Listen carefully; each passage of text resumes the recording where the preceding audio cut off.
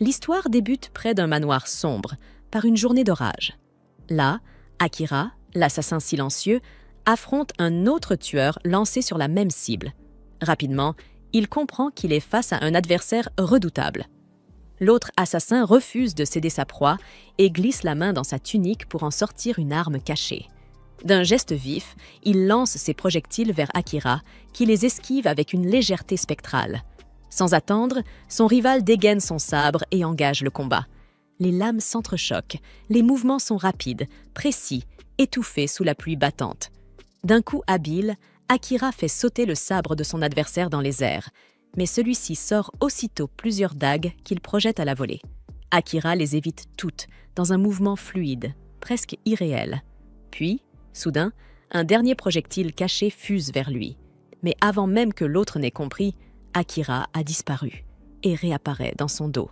Pris de panique, le tueur tente une nouvelle série d'attaques, mais Akira bloque chacune d'elles et force ses bras vers le bas. Son ennemi tente alors un coup de pied mortel, muni d'une lame dissimulée dans sa chaussure, mais Akira anticipe le mouvement et enfonce sa lame dans son bras. Dans le même élan, il lui brise la jambe et le plaque au sol. L'assassin vaincu comprend qu'il a perdu. Sa propre épée, retombant du ciel, s'enfonce dans son corps. Le silence retombe. Quelques instants plus tard, Akira s'introduit discrètement dans le manoir. Ses pas ne font aucun bruit. Dans la chambre, un homme dort profondément. Akira hésite une seconde, le regard figé sur sa cible, puis, lentement, lève son épée. Mais avant d'en arriver là, Akira n'était qu'un simple lycéen au Japon. Durant ses années d'école, quelques filles invitent leur amie Tsukasa à déjeuner avec elles. Il refuse poliment, prétextant du travail pour le conseil des élèves. Les filles, impressionnées, admirent son sérieux de président. Non loin de là, d'autres élèves remercient une certaine Shuri pour son aide. À une autre table, Akira lit tranquillement des romans sur son téléphone. Son camarade, un garçon au regard curieux, s'approche et lui demande s'il aime Ice Guy. Akira hausse les épaules et répond qu'il lit tout ce qui est gratuit. Le garçon s'éloigne en lui disant de lui recommander d'autres lectures gratuites s'il en trouve. Les filles voisines s'interrogent. C'est qui ce garçon avec qui il parlait? Akira, pendant qu'il déjeune, s'étonne lui-même qu'on lui ait adressé la parole. Lui, l'élève transparent, que personne ne remarque jamais. Soudain, son téléphone se met à grésiller. L'écran clignote. Une étrange obscurité se répand alors sur le plafond de la salle de classe. Sous les regards paniqués des élèves, l'ombre dessine un immense cercle magique qui s'étend jusqu'à leurs pieds. En un éclair, la lumière les engloutit. Quand ils rouvrent les yeux, ils se trouvent dans un gigantesque château. Autour d'eux, des murs de pierre, des chandeliers, des bannières royales. Un prêtre vêtu d'une longue robe s'avance lentement et, d'une voix grave, annonce. Après que le prêtre se soit écarté, les enfants aperçoivent un roi et une princesse debout devant eux, se demandant qui peuvent bien être ces personnes. Le roi s'avance alors et explique qu'il a invoqué les élèves depuis une autre planète vers son monde, appelée Morrigan. Il leur révèle qu'ils se trouvent actuellement dans l'empire de Redis, sur le continent des humains, lequel est envahi par les démons. Le roi leur annonce qu'en tant que guerriers venus d'un autre monde, ils ont le pouvoir de vaincre le seigneur démon. Les enfants, enthousiastes, se sentent prêts à commencer leur aventure sous le ciel de glace. Cependant, le prêtre précise qu'un seul d'entre eux peut être le héros légendaire et leur demande de tester leurs capacités. Un garçon pose sa main sur une sphère magique, mais découvre qu'il n'est pas le héros. Le prêtre le rassure en lui disant que, même sans ce titre, il reste un soldat puissant. Ensuite, une fille nommée Yuki apprend qu'elle est une mage de dissipation, tandis que Tomoya découvre qu'il est un chevalier et Shuri se rend compte qu'elle est une soigneuse. Le prêtre leur explique qu'ils peuvent consulter leur statut sans nécessairement toucher la sphère magique. Tous les élèves commencent alors à examiner leurs propres capacités. Nanase demande à Akira quel est son statut. Akira révèle qu'il est un assassin, mais reste perplexe face à la puissance démesurée de ses statistiques. Puis, Tsukasa s'avance et pose sa main sur la sphère, révélant qu'il possède la classe du héros. Tandis que le prêtre loue les statistiques incroyables de Tsukasa, tous les élèves acclament leur beau président. Cependant, Akira se demande comment Tsukasa a pu devenir le héros avec des statistiques aussi faibles, alors que les siennes sont bien supérieures. Lorsque Nanase lui demande de montrer sa propre classe, Akira garde le silence, se demandant s'il peut vraiment faire confiance à ce roi douteux et à son histoire de démon. Décidant de garder secrète sa classe surpuissante, il utilise un sort de dissimulation pour effacer sa présence. À ce moment-là, Nanase croit qu'il a disparu et s'en va, tandis qu'Asaina teste à son tour sa classe. Une fois les tests terminés, le prêtre annonce qu'il préparera un équipement spécial pour chacun d'eux et leur demande de se reposer dans leurs chambres respectives. Soulagé de ne pas avoir été découvert, Akira suit les autres élèves tout en restant invisible. En apercevant une caméra dans un couloir, il comprend que le roi surveille les étudiants et se félicite de ne pas lui avoir fait confiance. Mais il ne remarque pas qu'un chevalier l'observe discrètement de derrière. Plus tard dans la nuit, Akira trouve une salle de stockage abandonnée et décide de s'y reposer. Après s'être installé, Akira décide d'explorer le bâtiment à la recherche d'informations. En observant les paysages étrangers de la ville, il réalise avec étonnement qu'il se trouve bel et bien dans un autre monde. Il saute d'une tour à l'autre avec une agilité inhumaine, stupéfait par ses capacités surhumaines. Soudain, il entend des voix provenant d'une pièce et dissimule sa présence pour espionner. De là, il surprend la princesse qui dit au roi que les étudiants ne sont que des enfants ignorants dotés de classes spéciales.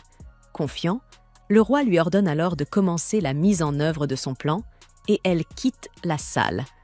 Posté derrière le roi, Akira se demande à quoi il joue et songe qu'il pourrait facilement mettre fin à sa vie. Le roi ressent un malaise, comme s'il était observé, mais lorsqu'il se retourne, il ne voit personne et reprend son travail. Le lendemain, Akira prend son déjeuner tout en restant dissimulé. Il se demande s'il doit avertir les autres élèves des véritables intentions du roi, mais réalise qu'il ne le croirait pas.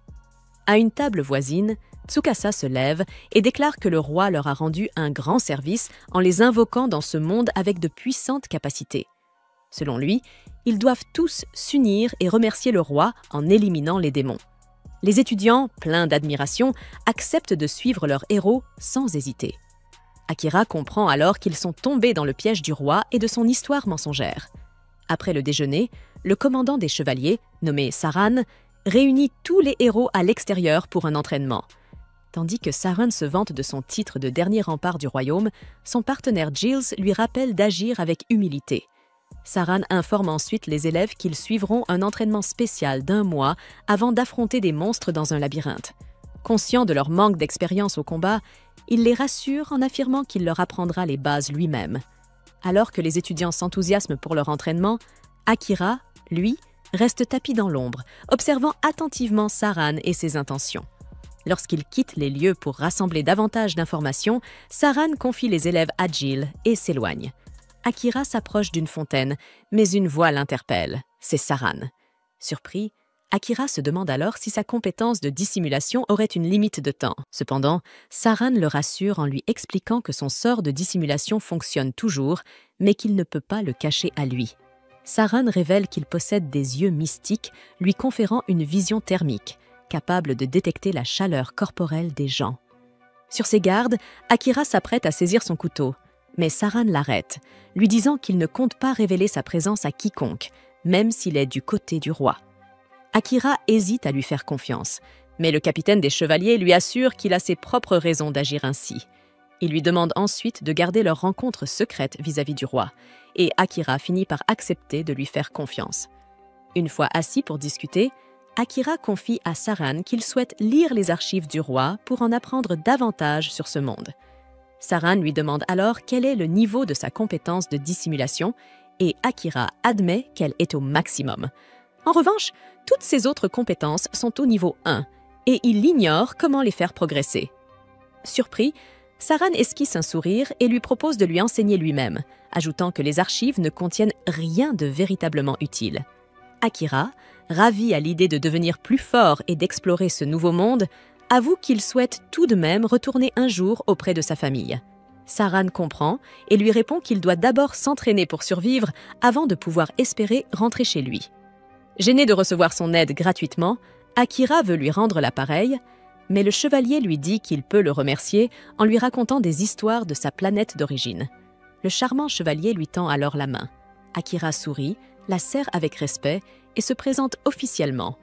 Quand ils commencent leur entraînement, Akira apprend qu'en plus des humains et des démons, ce monde abrite aussi des elfes et des hommes bêtes. Pendant que Saran le soumet à un entraînement physique rigoureux, il lui explique que le niveau de classe ne peut augmenter qu'en vainquant des monstres, tandis que les compétences peuvent progresser grâce à un entraînement constant. Jour après jour, les deux continuaient à s'exercer ensemble. Saran, fasciné, écoute Akira lui décrire la Terre et ses avancées technologiques. Akira, repensant à tout ce qu'il trouvait banal dans son ancien monde, réalise à quel point cette normalité lui manque désormais. Quelque temps plus tard, Saran se trouve dans une salle avec Jill, qui s'étonne du temps qu'il consacre à Akira. Saran répond que les récits d'Akira sont bien trop captivants pour s'en lasser, et Giles partage lui aussi cette fascination. Alors que Saran révèle qu'Akira est le véritable héros doté d'une compétence de dissimulation au niveau maximal, Giles se montre stupéfait, car seul le tout premier héros de leur monde avait atteint un tel niveau. Peu après, lorsque Akira s'approche de la salle, Giles s'éclipse pour laisser à Saran un moment d'intimité avec lui. Akira tend alors à Saran un livre provenant des archives du roi, affirmant qu'il contient des informations inquiétantes. Saran acquiesce, confirmant que l'ouvrage renferme ses propres plans pour renverser le roi, plans qu'il savait qu'Akira finirait par découvrir. Il explique qu'il a lui-même écrit ce livre en le déguisant sous l'apparence d'un simple livre de cuisine. Saran révèle ensuite que le roi est un homme corrompu, obsédé par le pouvoir et prêt à dominer le monde pour servir ses intérêts, se souvenant du programme qu'il avait instauré. Akira reste pensif, absorbé par ces paroles. Saran poursuit en disant que les chevaliers royaux eux-mêmes nourrissent des griefs contre le roi. Akira en déduit qu'ils cherchent à le renverser sans recourir à la violence excessive. Impressionné par sa clairvoyance, Saran hoche la tête, tandis qu'Akira admet qu'en tant qu'assassin, il pourrait éliminer le roi sans laisser de traces. Il confie qu'il est déjà entré dans le bureau du roi dès son premier jour, mais qu'il n'a pas trouvé la force de le tuer. Saran approuve, soulignant que posséder une classe d'assassin ne signifie pas qu'il doit s'obliger à ôter la vie. Akira ajoute qu'il ne supporterait pas l'idée que sa famille découvre qu'il est devenu un meurtrier. Saran, partageant son point de vue, remarque toutefois qu'il a choisi de lui accorder une grande confiance. Intrigué, Akira lui demande pourquoi. Saran lui explique qu'il voit en lui un jeune homme sage et prometteur, le même qui, dès le début, a refusé de prendre les paroles du roi pour argent comptant. Pour lui, cela prouve qu'Akira est quelqu'un capable de réfléchir par lui-même et de ne pas se laisser duper. Devenu silencieux, Akira confie d'une voix basse qu'il n'a jamais reçu beaucoup d'attention durant son enfance. Saran, surpris, l'écoute tandis qu'Akira lui avoue qu'il est le seul à l'avoir autant complimenté. Saran sourit alors et lui demande, en guise de remerciement, de l'aider à renverser le roi de manière pacifique. Akira lui répond qu'il y réfléchira, puis quitte la pièce. Après un mois complet d'entraînement, Saran annonce à tous les étudiants qu'il s'apprête à explorer le grand labyrinthe de Kantenen.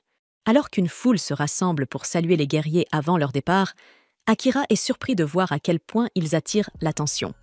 Il remarque une jeune fille qui les observe de loin et s'approche pour lui demander ce qu'elle fait là. La fille, furieuse, lui répond que son peuple a fait d'immenses sacrifices pour invoquer les héros. Akira, déconcerté, lui dit qu'il ignore tout de cette histoire. Elle lui rétorque alors qu'ils se reverront lorsqu'il aura compris. Peu après, les héros pénètrent dans le labyrinthe, où ils affrontent une horde de monstres. L'un des élèves déclenche un piège, ce qui attire d'énormes ogres. Akira réagit aussitôt et en abat un d'un coup précis.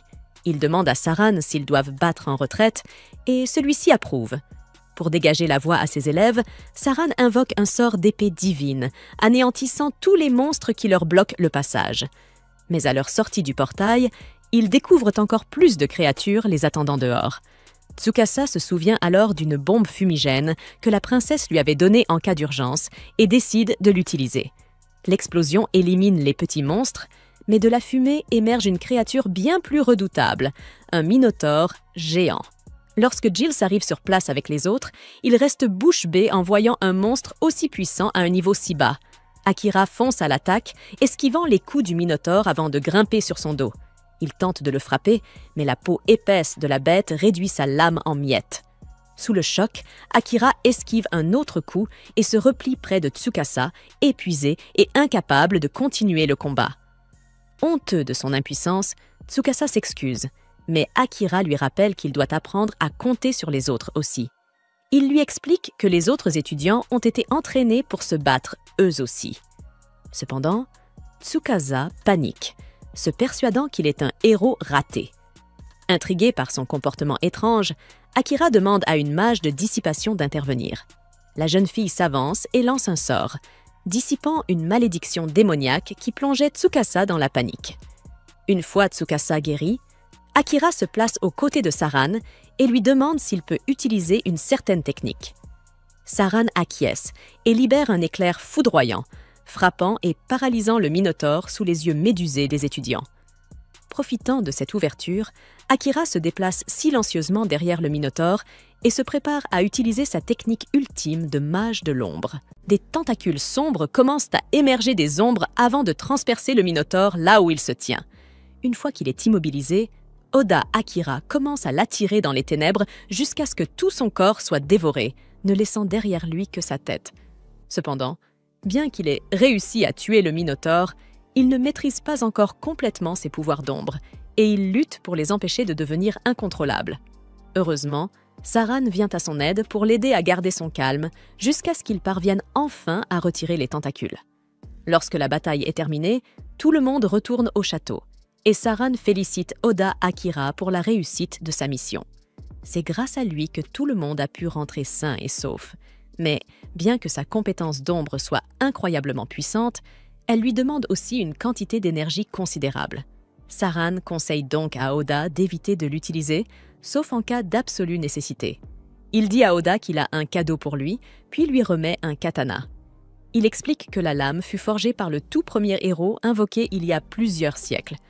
Oda lui en est reconnaissant, mais il se demande pourquoi Saran la lui offre à lui plutôt qu'à Tsukasa, le héros actuel.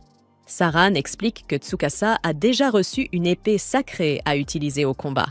De plus, le roi remarquerait immédiatement qu'il y a un problème s'il voyait Tsukasa manier le katana, puisque Saran l'a plus ou moins volé dans l'armurerie royale. Oda comprend, alors il accepte le katana, trouvant cool de pouvoir manier la même épée que l'ancien héros. Mais, en parlant de héros, il se rappelle que la situation avec Tsukasa ne s'est pas vraiment améliorée. Ils ont réussi à découvrir qu'il était maudit, et bien que certains symptômes aient été atténués grâce au sort de désenvoûtement, la malédiction elle-même persistait. Oda compte bien découvrir pourquoi. Plus tard dans la nuit, Oda se faufile dans la chambre de la princesse et la trouve en train de renforcer la malédiction de Tsukasa à l'aide d'un cristal magique, le transformant peu à peu en pantin. Mais avant qu'elle ne puisse achever ses incantations, Oda agit et tranche le cristal en deux. Cela devrait suffire à lever la malédiction pour le moment, mais il a encore quelques questions à lui poser. Il pointe alors son épée sur sa gorge et exige de savoir pourquoi elle fait cela. La princesse déclare froidement que tout ce qu'elle fait est pour le bien du roi. Il lui demande pourquoi elle obéit à ses ordres, mais en l'observant de plus près, il remarque qu'il n'y a pas la moindre étincelle de pensée personnelle derrière son regard. Il est évident qu'elle est elle-même sous contrôle, et il ne serait pas juste de la tuer si elle n'agit pas de son plein gré. Oda décide donc de partir. Cependant, il aurait sans doute dû la neutraliser, car à peine est-il parti qu'elle se rend dans son armoire remplie de cristaux maudits, un pour chacun de ses camarades de classe, et commence à les utiliser à la place. Un peu plus tard, Oda apporte les cristaux à Saran et lui demande s'il en sait quelque chose. Saran a déjà vu ces cristaux auparavant, et il murmure pour lui-même qu'il n'arrive pas à croire que le roi n'ait toujours pas abandonné cette idée. Cela mis à part, il demande à Oda s'il s'est montré devant la princesse lorsqu'il a détruit le cristal. Oda admet que oui, mais seulement parce qu'il voulait comprendre ce qu'elle pensait et pourquoi elle faisait tout cela. Saran lui explique qu'à présent, la princesse n'est rien de plus qu'une marionnette du roi. Mais Oda en a déjà assez fait pour aujourd'hui, alors Saran lui dit qu'il devrait aller dormir. Il lui conseille également de ne plus se reposer dans l'enceinte du château. La princesse va sûrement tenter de maudire tous les autres, à part Tsukasa, mais elle ne sait pas qui est Oda, donc elle n'a aucun contrôle sur lui.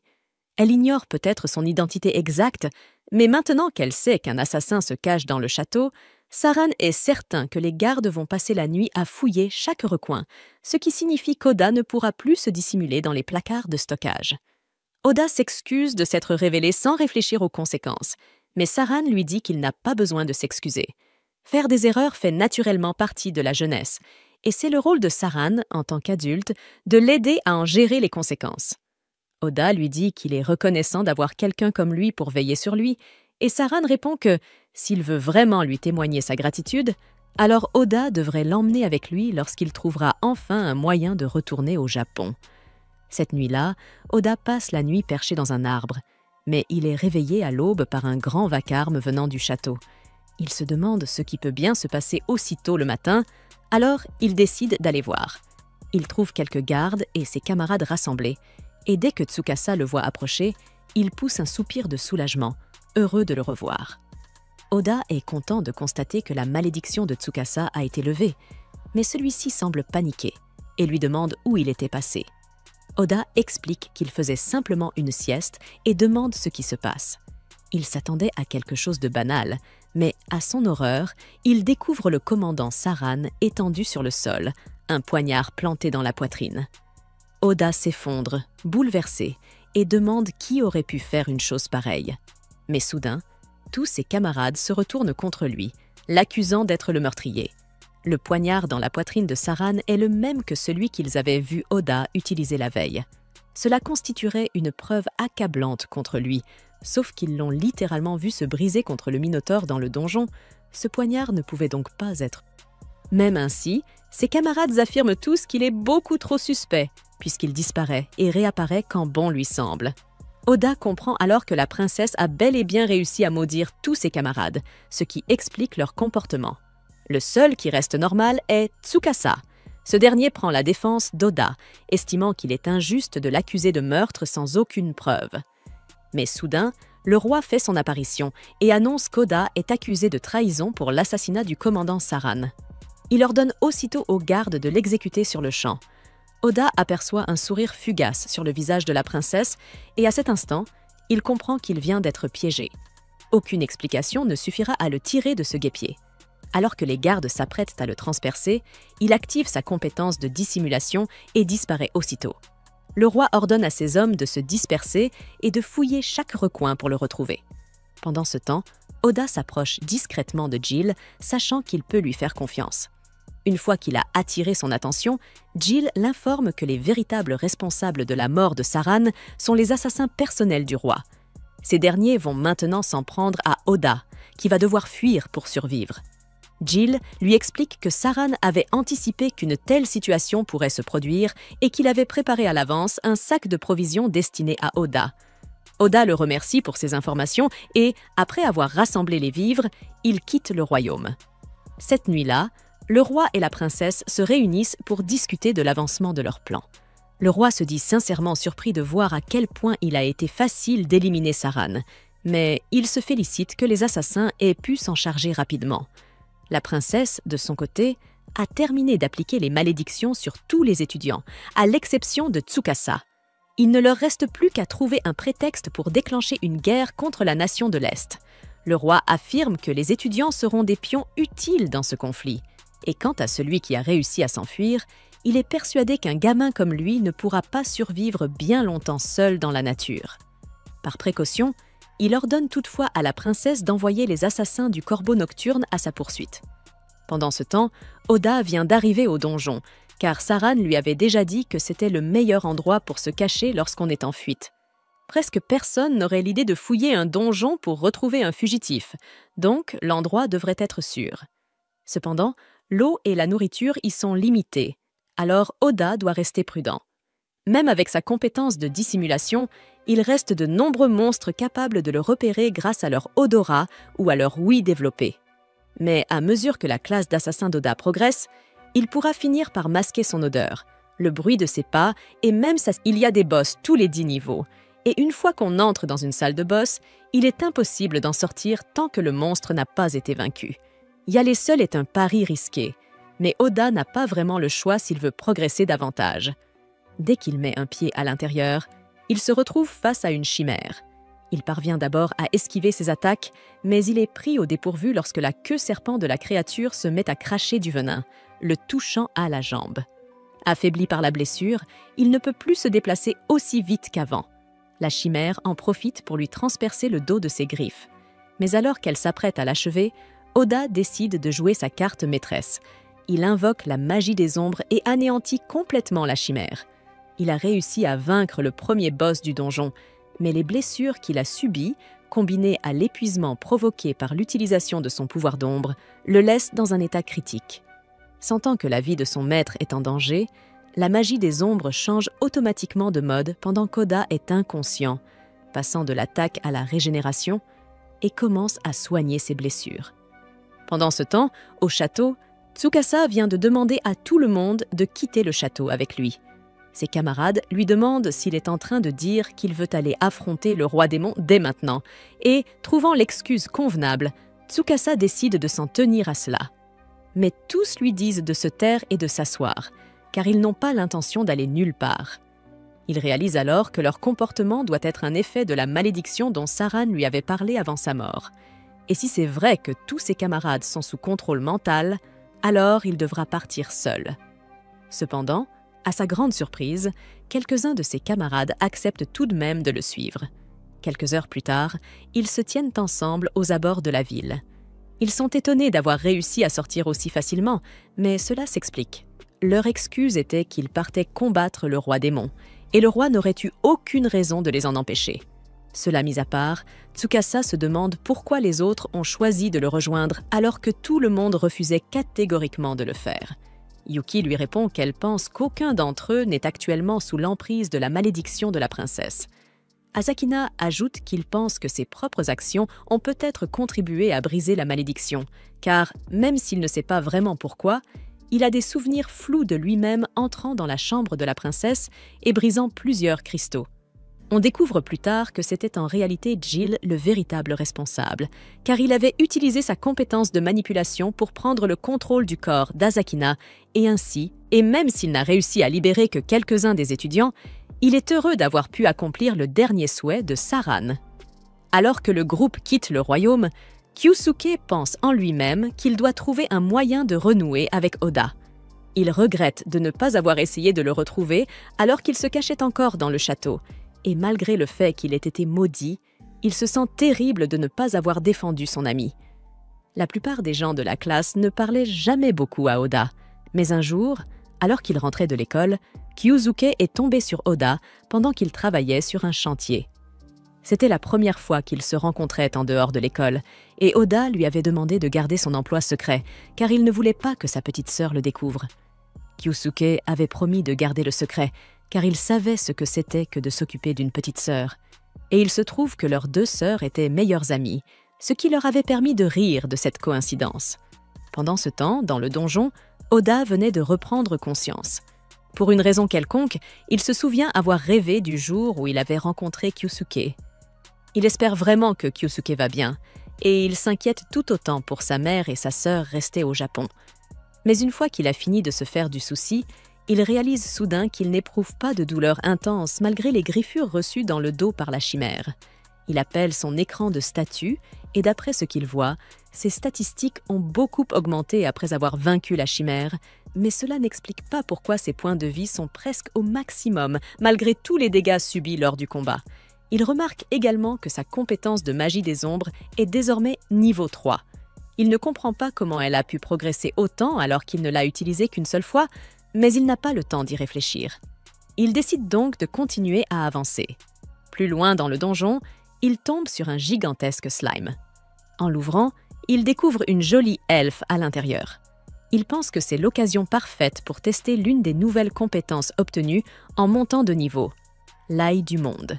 Il active la compétence et, d'un coup, toutes les informations sur la vie de la jeune fille affluent dans l'esprit d'Oda. Mais c'est beaucoup trop pour lui. Il annule donc la compétence à mi-chemin. La jeune fille n'a presque plus que 2% de ses points de vie, alors Oda la porte jusqu'au 69e étage et la pose près d'un bassin d'eau pour qu'elle puisse se reposer. Plus tard, elle se réveille et Oda lui tend un peu d'eau à boire pour la remettre sur pied. Il dit à Amelia qu'elle devrait dormir encore un peu pour récupérer correctement, mais elle répond qu'elle a trop faim pour dormir. Alors il lui prépare un bol de porridge. La jeune fille est reconnaissante pour le repas et commence à manger immédiatement. Une fois qu'elle a fini, elle demande à Oda comment elle est arrivée ici, car elle se souvient d'être plus bas dans le donjon. Il lui explique que c'était le point d'eau le plus proche, alors il l'a portée jusqu'ici. Elle est surprise qu'il se soit donné tant de mal pour s'occuper d'elle alors qu'ils ne se sont jamais rencontrés auparavant, car c'est la chose la plus gentille que quelqu'un ait jamais faite pour elle. Quelques heures plus tard, Amelia est revenue à pleine forme et, ensemble, ils atteignent le 80e étage. Mais Oda se demande pourquoi elle le suit, pensant qu'elle voudrait remonter à la surface le plus rapidement possible. Amelia lui explique qu'elle est descendue dans le donjon pour le nettoyer, tout comme lui, et qu'elle ne repartira pas avant d'avoir accompli son objectif. Tous deux pénètrent dans la salle du boss de l'étage et, à peine ont-ils mis le pied à l'intérieur, qu'un dragon les attaque. Ils esquivent tous deux, et Amelia utilise la magie de gravité pour alourdir le dragon, tandis qu'Oda se prépare à porter le coup final. Cependant, le dragon parvient d'une manière ou d'une autre à le localiser et le frappe, le projetant hors de l'air. Amelia lui dit que le dragon doit probablement traquer la signature de son mana et qu'il devrait la diffuser dans l'environnement. Mais Oda ne sait pas comment faire. Alors il choisit la solution suivante. Utiliser du mana pur pour lancer une attaque contre le dragon avant de le transpercer à travers les yeux pour le tuer. Le dragon s'effondre au sol, vaincu, mais Amelia est confuse face à ce qu'Oda vient de faire. Il lui explique qu'il ne savait pas comment diffuser son mana dans l'environnement, alors il a simplement utilisé le mana ambiant pour attaquer à la place. Amelia est stupéfaite d'apprendre qu'il est capable d'une telle chose, mais avant qu'elle puisse demander plus d'explications, le quartz du dragon commence soudain à briller.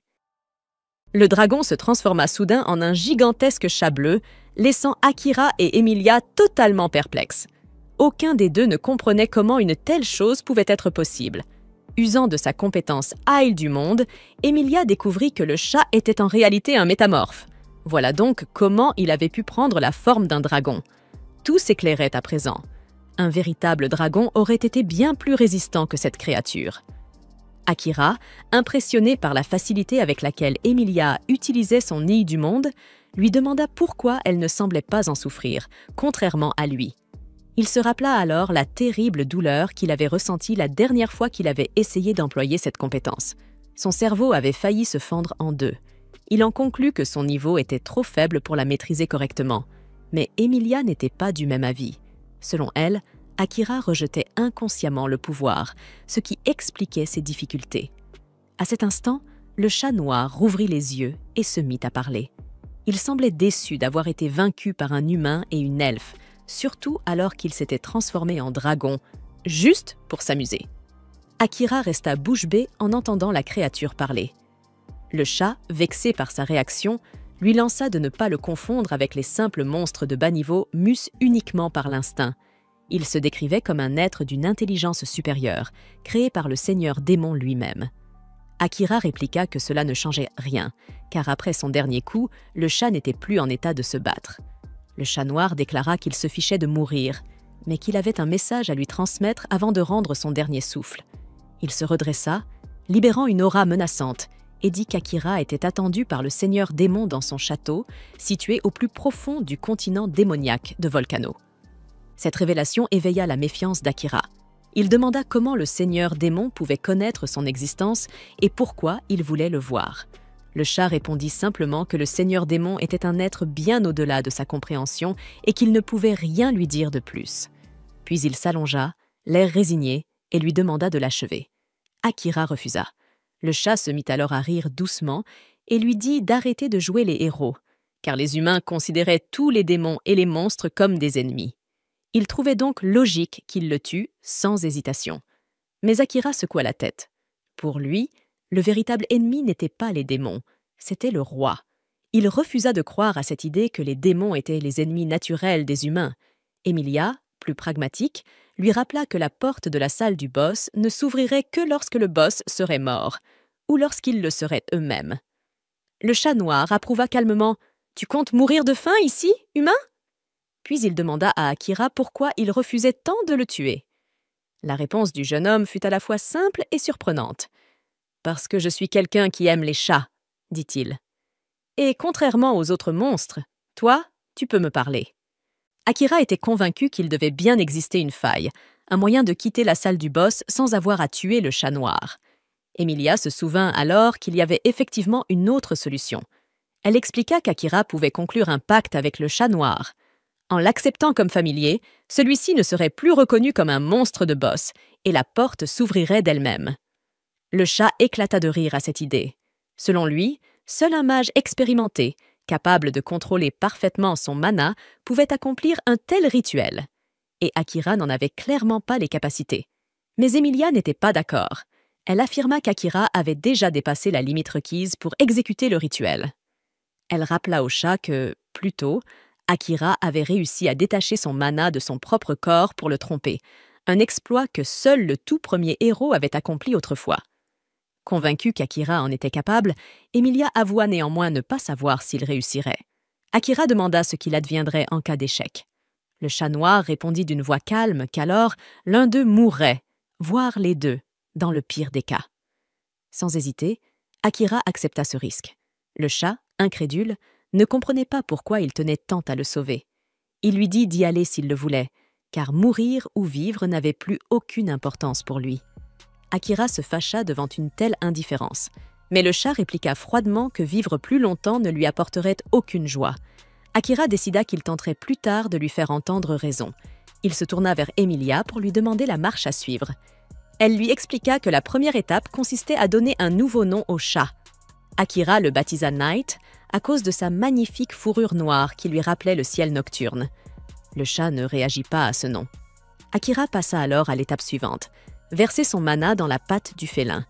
Emilia l'avertit que, dès qu'il commencerait, il n'y aurait plus de retour possible. S'il échouait à dominer le chat, il y laisserait la vie. Mais Akira resta confiant. Lorsqu'il commença à insuffler son mana dans la patte de Night, une onde d'une puissance terrifiante l'envahit. Il sentit qu'il se noyait dans cette énergie colossale. Puis soudain, il se retrouva projeté dans une ville en flammes. Le spectacle le glaça d'horreur. Partout, des cris, des bâtiments en feu, et au centre du chaos, Night, déchaîné, massacrant quiconque tentait de fuir. Akira se précipita pour l'arrêter, mais le chat lui lança une vague de mana noire qui le frappa de plein fouet, le blessant grièvement. Lorsqu'il se releva, tremblant, Night se tourna vers lui et lui cria d'une voix grave « Arrête d'hésiter. Tue-moi. C'est la seule façon pour toi de sortir vivant d'ici. » Akira ne parvenait toujours pas à se résoudre à attaquer le chat. Alors, Night reprit l'offensive, ses griffes fendant l'air et lacérant Akira de plein fouet. Les blessures qu'il subissait dans le monde onirique se mirent à affecter son corps réel. Sous la douleur, il finit par se décider à riposter. Il lança sa dague droit sur Night, mais le chat noir la dévia d'un mouvement rapide, avant de concentrer son énergie sombre pour en finir d'un seul coup. Au lieu d'esquiver, Akira fonça vers lui, et, contre toute attente, il se laissa transpercer par ses griffes. Night resta stupéfait. « Qu'est-ce que tu fais, idiot ?» cria-t-il, les yeux écarquillés. Akira répondit d'une voix haletante qu'il ne voulait pas le tuer, et qu'il savait, au fond, que Night ne voulait tuer personne non plus. Le chat gronda, les yeux brûlants. « Je suis un monstre! Même si j'ai une conscience, mon instinct me pousse à éliminer tout ce qui se trouve sur mon chemin. » Mais Akira secoua la tête. Il savait que Night en avait assez de cette vie de carnage.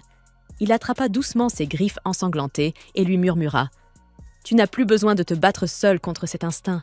Je serai là, je veillerai sur toi pour que tu n'aies plus jamais à faire ça. » À ces mots, le monde du rêve commença à se dissoudre lentement.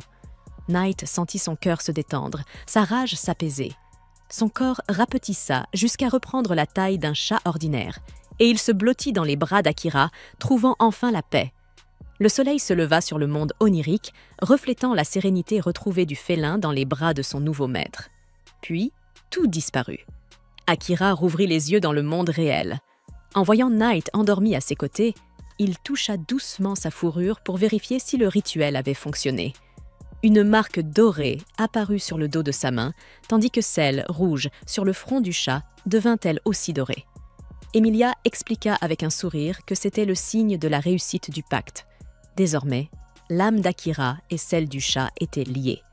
Night se réveilla à son tour et, d'une voix calme, déclara qu'il était curieux de voir jusqu'où Akira irait. Il l'accepta comme son maître et jura de lui consacrer sa vie. Emilia se présenta poliment et Night, inclinant la tête, lui répondit qu'en tant que compagne de son maître, elle avait aussi tout son respect.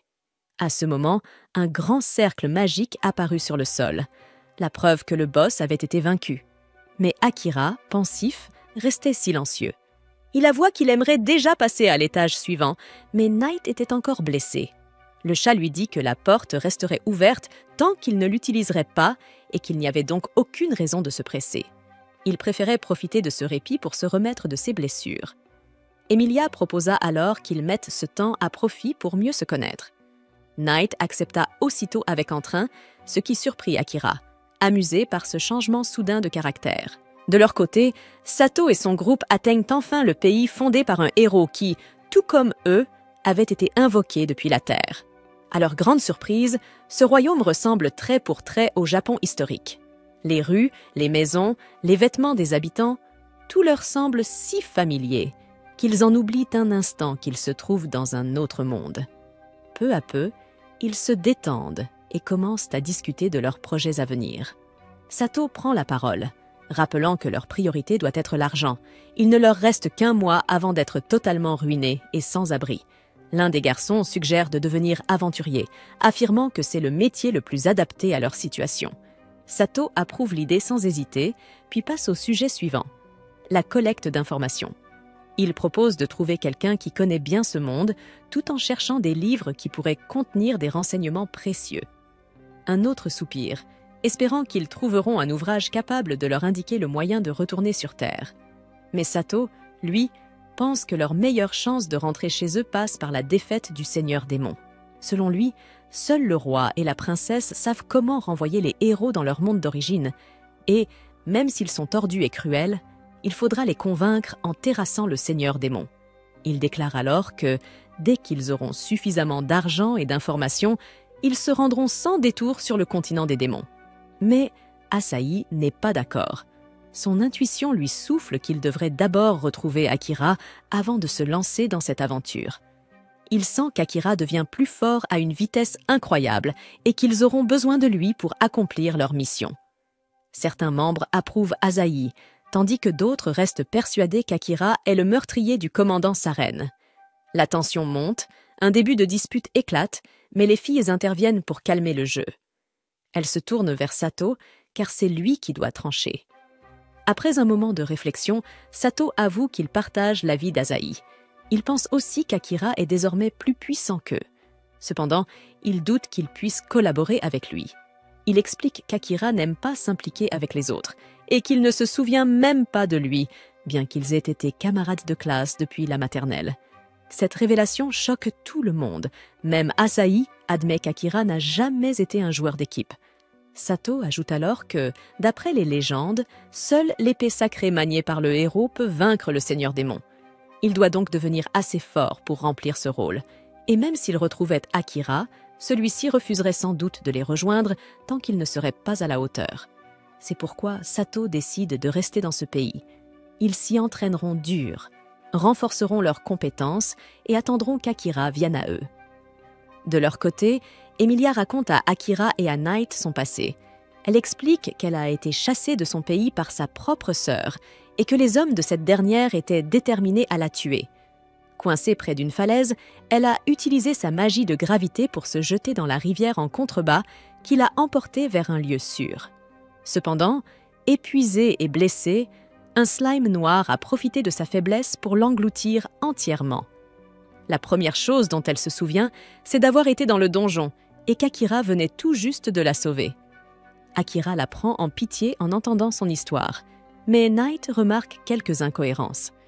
Il fait remarquer que les slimes ne mangent pas les humains, et même si l'un d'eux avait avalé Emilia, elle aurait été digérée bien avant qu'Akira n'arrive. Elle ne comprend pas non plus tous les détails, mais elle est reconnaissante envers le slime qui l'a amenée jusqu'à Akira. Akira lui conseille de retourner affronter sa sœur et de tenter de régler leurs différends. Mais Emilia a déjà renoncé. Elle pense ne pas pouvoir affronter sa sœur. Akira la rassure en disant que tout finira par s'arranger, parce qu'ils sont une famille.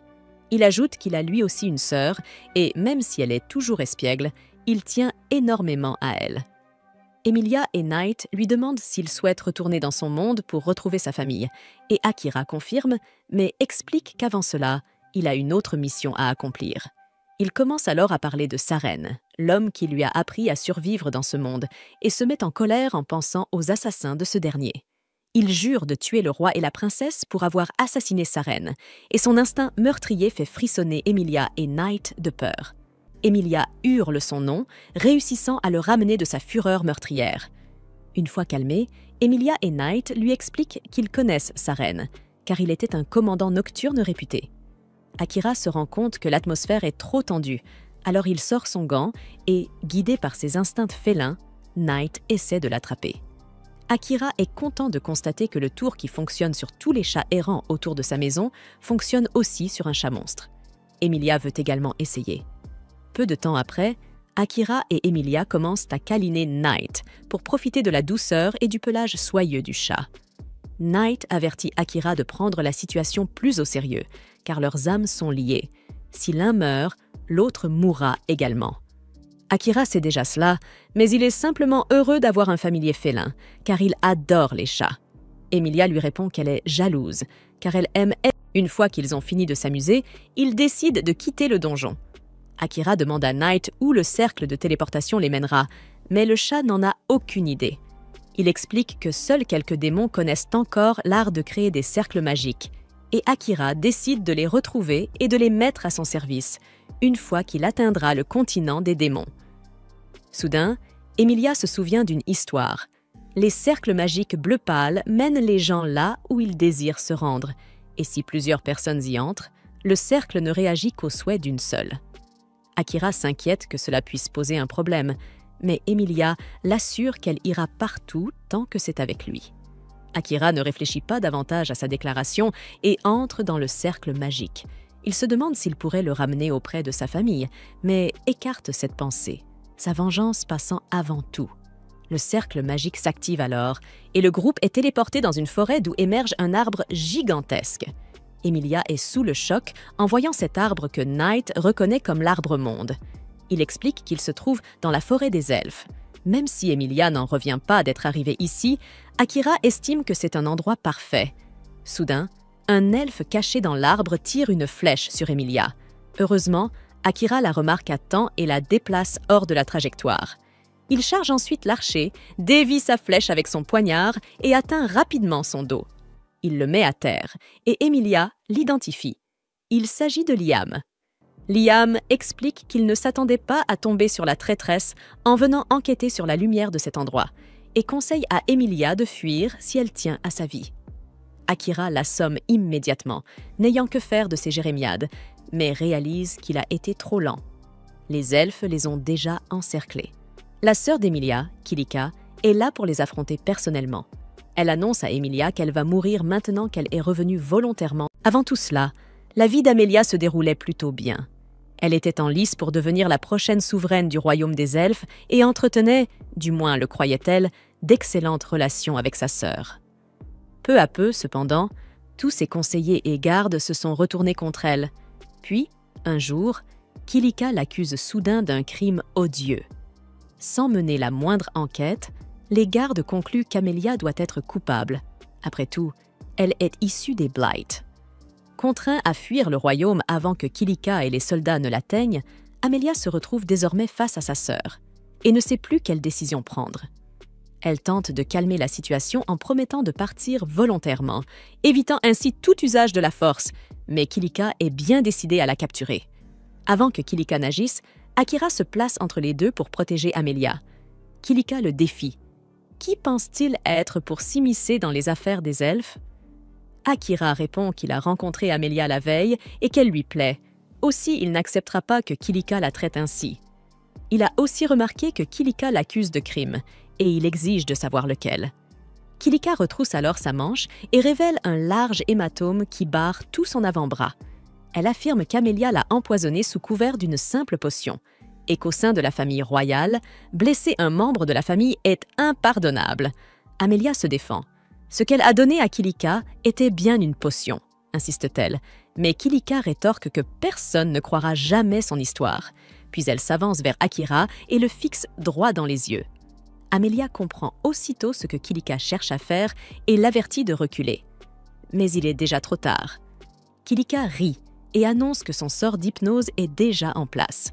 Le cœur d'Akira lui appartient désormais, ce qui laisse Amelia sans allié. Kilika s'attendait à voir la terreur et le désespoir sur le visage d'Amelia. Mais à la place, elle n'obtient que la rage.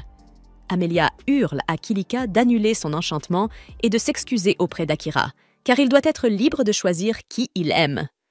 Voir Amelia si en colère déstabilise Kilika. Elle a toujours connu sa sœur comme une personne docile et sans ressort, et la voir prête à arracher des gorges la surprend. À ce moment-là, Akira prend la parole et demande à Amelia de se calmer. Il lui assure qu'il n'est sous l'emprise d'aucun sort, car les compétences mentales comme l'envoûtement ne fonctionnent efficacement que sur des personnes plus faibles que soi. Kilika refuse de croire qu'un simple roturier comme Akira puisse être plus puissant qu'elle. Il se moque de ce qu'elle pense de lui, mais pas de ce qu'elle pense d'Amelia. Alors il lui ordonne de retirer les fausses accusations qu'elle a portées contre sa sœur. Kilika lui demande ce qui lui fait croire que ces accusations sont mensongères. Akira répond qu'il connaît Amelia et qu'elle n'est pas du genre à tomber aussi bas que d'empoisonner un membre de sa propre famille. Kilika comprend qu'elle ne parviendra pas à le convaincre de lui livrer Amelia. Alors elle ordonne à ses gardes de le tuer sur le champ. Mais avant qu'il n'ait le temps d'attaquer, le roi du royaume des elfes apparaît et leur ordonne de déposer leurs armes immédiatement. Kilika reste figé de stupeur. Il était censé être en voyage d'inspection pour plusieurs mois encore. Le roi explique qu'un imprévu l'a obligé à rentrer plus tôt que prévu. Il exige de savoir ce que Kilika fait ici. Avant qu'elle n'ait le temps de répondre, tous les gardes prennent sa défense et affirment qu'elle n'a rien fait de mal. Le roi comprend aussitôt. Elle a utilisé son pouvoir d'envoûtement pour les placer sous son contrôle. D'une voix sévère, il lui ordonne de les libérer sur le champ, puis il se tourne vers Amelia et s'excuse. Il ignore ce que sa sœur lui a fait subir, mais il promet qu'elle sera punie pour ses actes. Ensuite, le roi s'adresse à Akira et lui ordonne de quitter immédiatement le territoire des elfes. Il n'a aucune raison d'y être. Amelia intervient alors pour prendre sa défense. Elle explique à son père qu'Akira est celui qui l'a sauvé et ramené ici. Le roi reconnaît sa dette envers lui, mais son mépris envers les humains est trop profond. Il insiste pour qu'Akira parte malgré tout. Dans ce cas, déclare Amelia, elle partira aussi. Cette réponse met le roi en colère. Il refuse catégoriquement. Amelia est la seule en qui il a confiance pour diriger le royaume après sa mort, et il ne la laissera pas s'en aller. Mais Akira s'interpose et dit que c'est à Amelia seule de décider. Le roi lui ordonne de ne pas se mêler de ce qui ne le regarde pas. Mais Akira n'est pas l'un de ses sujets. Il n'a donc aucune obligation d'obéir. Il ajoute qu'il est tout à fait prêt à faire entendre raison au roi par la force, si nécessaire. Et en voyant ce qu'Akira vient de faire à Liam, étendu au sol un peu plus loin, cela dit, le roi n'a jamais été du genre à fuir un combat. Il lance donc un défi à Akira. Le perdant devra obéir aux ordres du vainqueur. Akira accepte sans hésiter, et le roi déclare que le duel se tiendra au pied de l'arbre sacré, conformément à la tradition elfique. En chemin vers l'arbre, Amelia s'excuse d'avoir entraîné Akira dans cette histoire, mais il lui répond qu'elle n'a aucune raison de s'en vouloir. C'est lui qui a choisi de s'impliquer. Changeant de sujet, il se souvient que Kilika avait appelé Amelia « l'enfant du fléau » et il lui demande ce que cela signifie. Amelia explique qu'il existe une ancienne légende elfique selon laquelle, lorsqu'une paire de jumeaux vient au monde, l'un d'eux diffère toujours de ses parents. Cet enfant est censé apporter la calamité sur la terre et on l'appelle alors « l'enfant du fléau ». Autrefois, les elfes tuaient ce jumeau à la naissance par superstition. Et, même si la légende a depuis longtemps été démentie, certains continuent encore à y croire.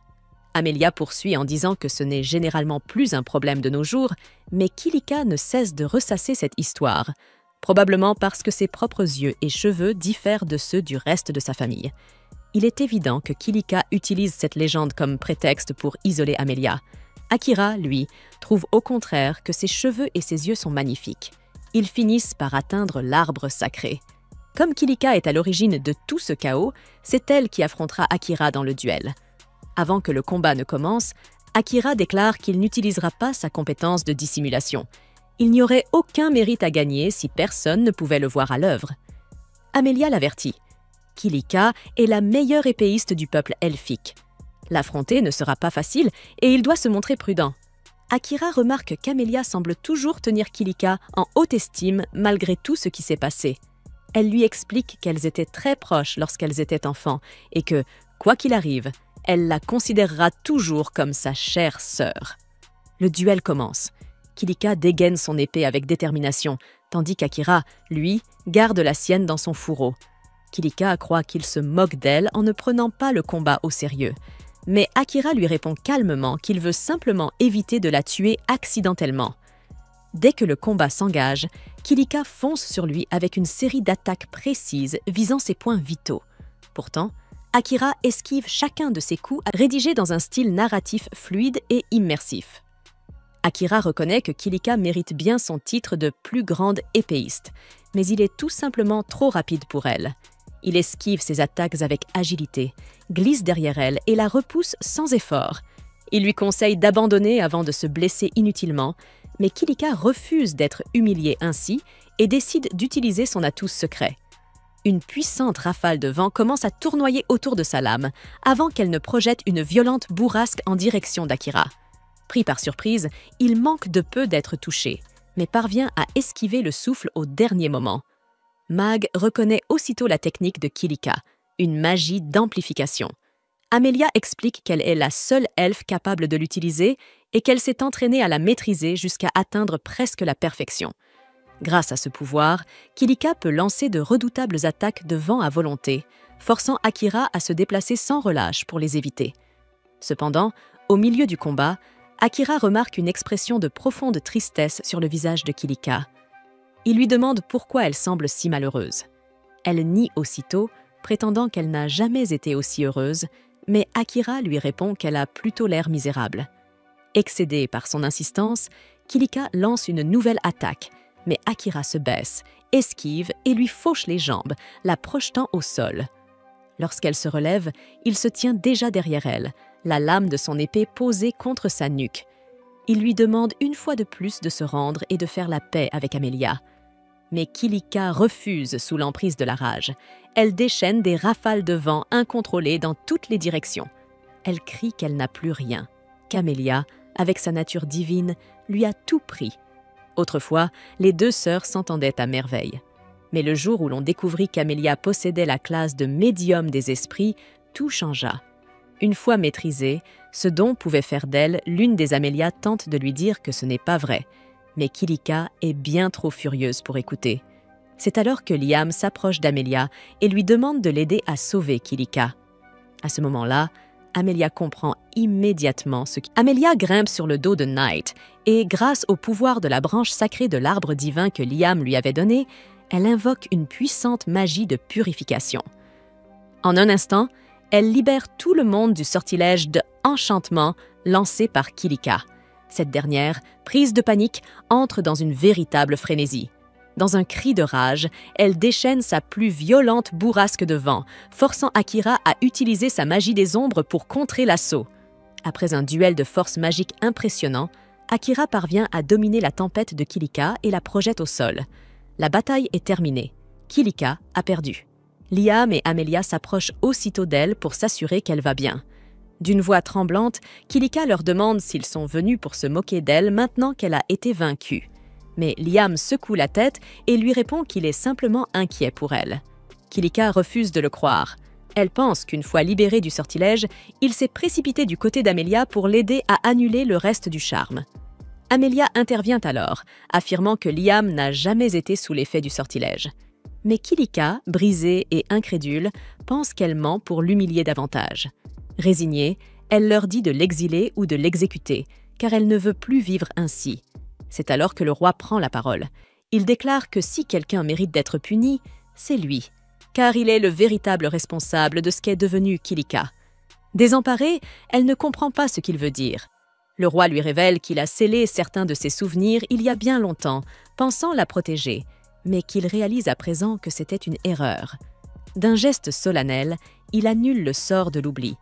Et aussitôt, les souvenirs perdus de Kilika reviennent à elle. Lorsqu'elle était enfant, elle s'entraînait souvent près du donjon. Un jour, un inconnu apparut à l'entrée et lui dit qu'elle pouvait devenir plus forte en utilisant des sphères spéciales.